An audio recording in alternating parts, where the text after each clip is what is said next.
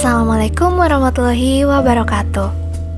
Perkenalkan, saya Yulita dengan NIM 6670240094. Saya dari kelas 1C dan saya dari Prodi Ilmu Pemerintahan. Nah, kita di sini akan memahami mengenai filsafat ilmu dalam dimensi ontologi, epistemologi, dan aksiologi dalam konteks politik dan juga pemerintahan. Nah, pertama-tama kita mulai dari suatu pertanyaan. Apa sih yang mendasari keputusan politik? Bagaimana kita bisa memahami pemerintahan secara mendalam? Jawabannya tentu saja terletak pada filsafat ilmu, khususnya melalui 3 dimensi penting yang akan kita bahas nantinya, yaitu ontologi, epistemologi, dan aksiologi. Mari kita bersama-sama telusuri bagaimana sih dimensi ini memberikan wawasan mendalam mengenai politik dan juga pemerintahan. Pertama-tama, kita mulai dengan ontologi, yaitu cabang filsafat yang membahas mengenai hakikat realitas, di mana dalam politik dan pemerintahan, ontologi ini menjawab pertanyaan seperti apa sih yang sebenarnya ada dalam dunia politik? Apakah negara hanya institusi formal atau ia memiliki jiwa yang hidup dari rakyatnya? Dan bagaimana kita memahami konsep kekuasaan? Apakah kekuasaan itu inheren pada individu atau berasal dari mandat rakyat? Sebagai contoh nih, konsep kedaulatan rakyat di negara demokrasi memiliki dasar ontologis yang berbeda-beda dibandingkan dengan kedaulatan monarki di negara kerajaan. Yang mana dengan memahami ontologi, kita bisa menggali akar dari sistem politik yang ada.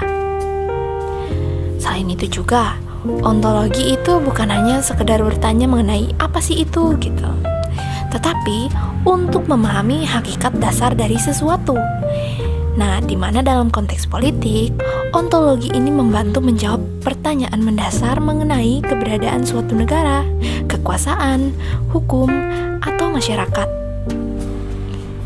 Ini menjadi dasar untuk membangun teori politik atau sistem pemerintahan yang relevan. Selanjutnya kita ke dimensi kedua, yaitu epistemologi, di mana epistemologi adalah studi tentang bagaimana kita mengetahui sesuatu. Dalam konteks politik dan juga pemerintahan, epistemologi membantu kita memahami bagaimana informasi itu diperoleh, diproses, dan digunakan untuk mengambil suatu keputusan. Bagaimana pemerintahan memastikan data kebijakan berasal dari sumber yang valid? Apakah opini publik dalam survei mencerminkan kenyataan ataukah dipengaruhi oleh farming media?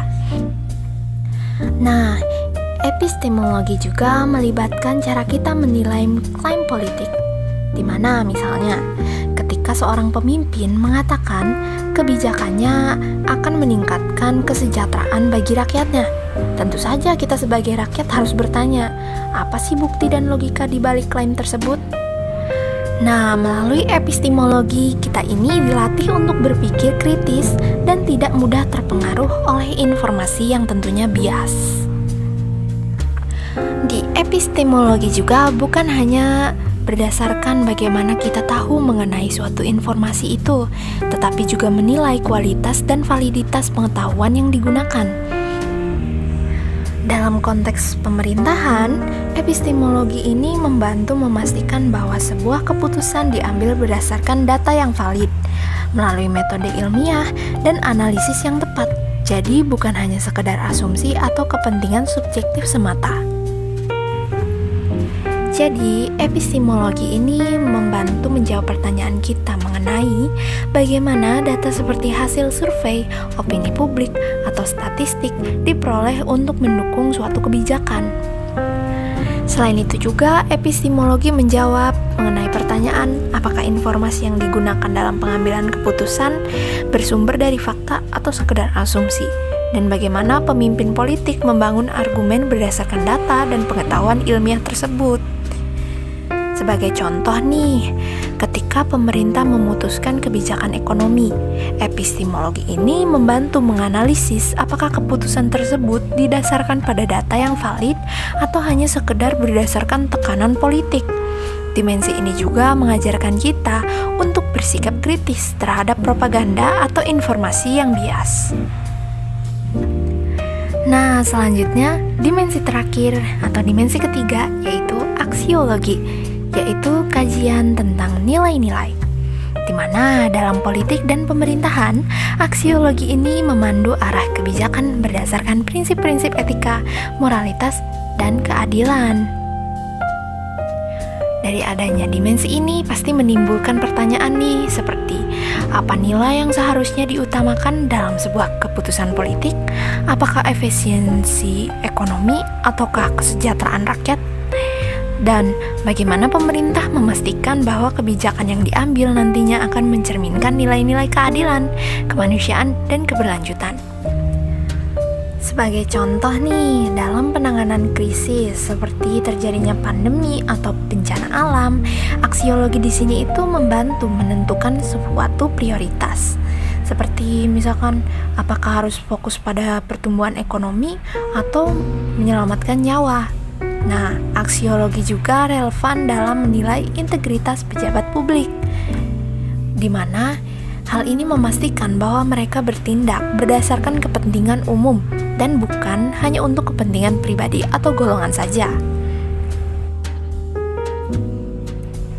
Adanya aksiologi juga bukan sekedar menimbulkan suatu pertanyaan apa yang bernilai, tetapi untuk menentukan arah dari suatu tindakan yang etis dan juga adil.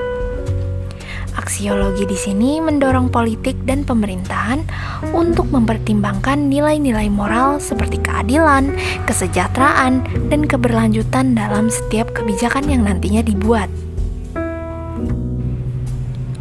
Jadi, dari yang sudah kita pelajari, dengan memahami ontologi, epistemologi, dan aksiologi, kita tidak hanya mampu menganalisis sistem politik dan pemerintahan, tetapi juga berkontribusi untuk menciptakan perubahan yang lebih baik.